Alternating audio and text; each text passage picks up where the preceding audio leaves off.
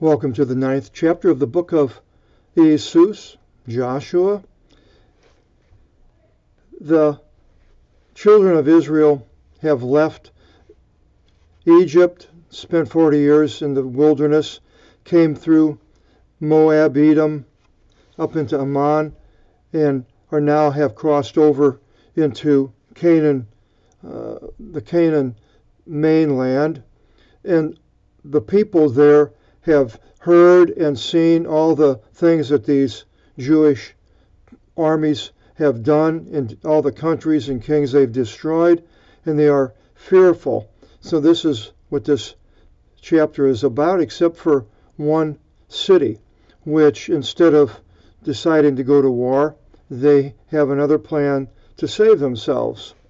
And it begins, and as they all heard, in parentheses, the kings of the Amorites on the other side of the Jordan in the mountainous area, and that's probably up more further north, maybe up by Mount Meron, east or west of Lake of Galilee, and the ones in the plain, which would have been in the more southern part, and the ones in all the coast of the Great Sea, the Mediterranean, that would be down in Philistia, and the ones towards Anti-Levano, that would be up in Lebanon, and the Hittite, and the Amorei, and the Girgasei, and the Canaanei, and the Pharisee, and the Evei, and the Evusai, the Jebusites, all these countries,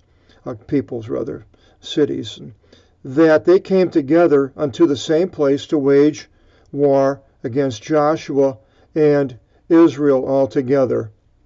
So they're all coming together for war, but it says, and the ones dwelling Gibeon, Gavaon, a city, heard all as much as Jesus did to Jericho and to Gai, or Gay in Greek, Ai in English.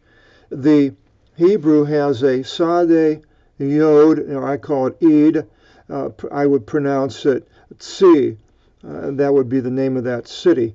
Now, how the King James translators came up with Ai, I'm not sure, but that's what it is. And so these people in Gavaon, let's go to a map here. And so here we see Jericho. And then over as Gibeon is over here, and Gilgal is up here. So this is where the people, the children of Israel, all located. And these people in Gibeon know they're coming towards them, so they sent these people. And it says, and they acted even indeed themselves with astuteness. And coming, and that sounds like a good trait. If you're astute, it's not a bad thing.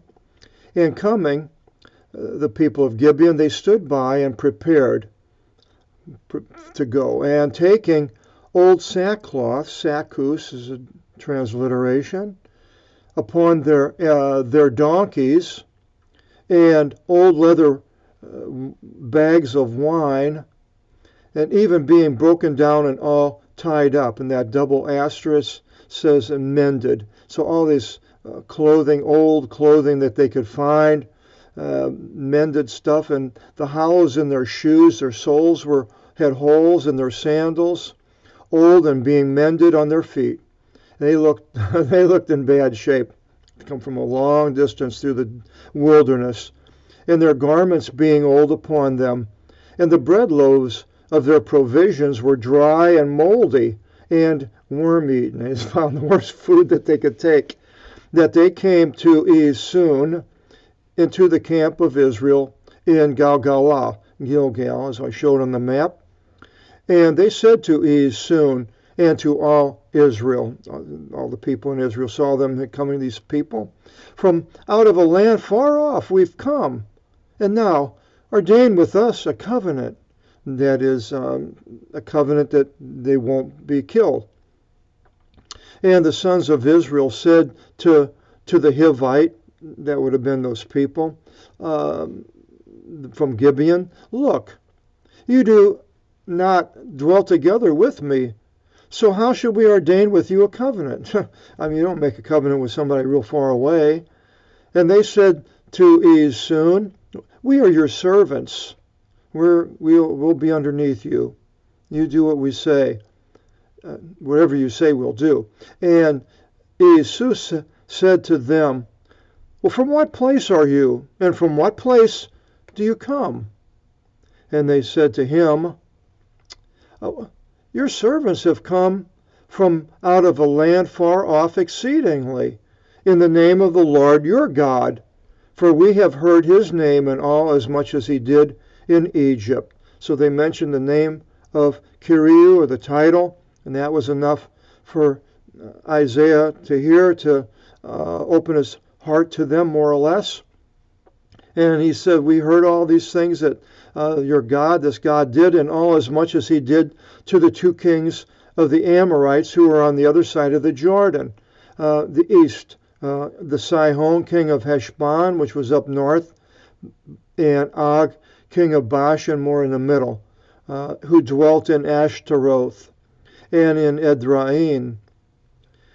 And our elders spoke to us, and all the ones dwelling in our land, saying, well, take to yourselves provisions for the journey. And they're just like a day away, and go to meet with them. And you shall say to them, we are your servants, which they did, and now ordain with us a covenant. We will be your slaves, more or less, allies in war. These are our bread loaves we took hot. Now, this is a lie, being provided of them from our houses in the day in which we came forth to come to you. Well, maybe it isn't a lie. Maybe it was hot, but they let them cool off. And now, behold, they are dry and have become worm-eaten, showing it to them.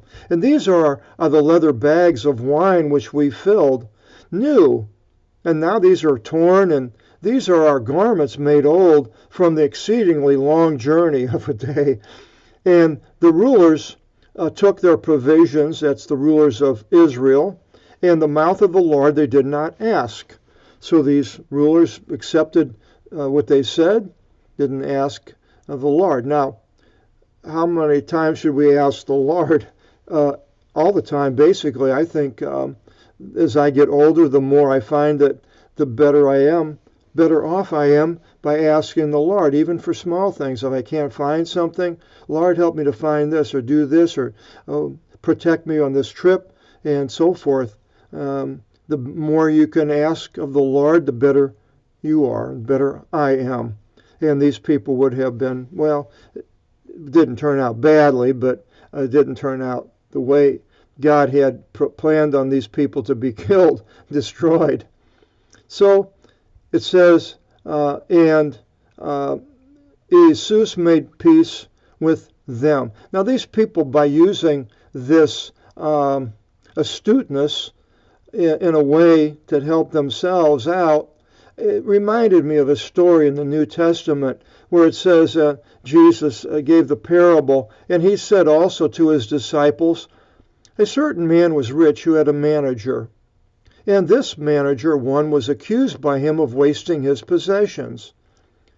And having called him the master, he said to him, what is this I hear concerning you? Render a reckoning of your management, for you're not able to any more to manage.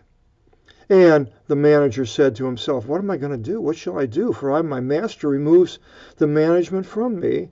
I'm not strong to dig, and to beg I'm ashamed. I know what I'll do, that whenever the management should be changed over, that they shall receive me into their houses. I know what I'm going to do. And calling on each one of the debtors of his master, he said to the first, how much do you owe my master? And he said, 100 baths of olive oil. He said to him, take your invoice and sitting quickly write 50. Cuts it in half. Thereupon to another he said, and you, how much do you owe? And he said, 100 cores of grain. And he says to him, you take the invoice and write 80. And the master praised the unrighteous manager, for he acted with practicality, or astuteness, if you will. For the sons of this eon are more practical, that is, the ones that are not doing the things the right way, than the sons of the light are in their generation. They're practical, and people see that they're sinning and that they need forgiveness. They're in bad shape because Hades is waiting for us that are sinners. And so, but the sons of the light didn't see that. They just thought everything was fine. And Jesus says, and I say to you, make to yourself friends from out of mammon of unrighteousness. Now, it doesn't mean he wants us to become unrighteous, but he wants us to, I think, to be astute. That whenever you should fail, they should receive you into the eternal tents, so that you will be accepted, where the Jews that rejected Jesus won't be. So I just thought I'd bring that up because of the astuteness that they use, that Jesus brings out. And these people did something that was very clever, just as that manager.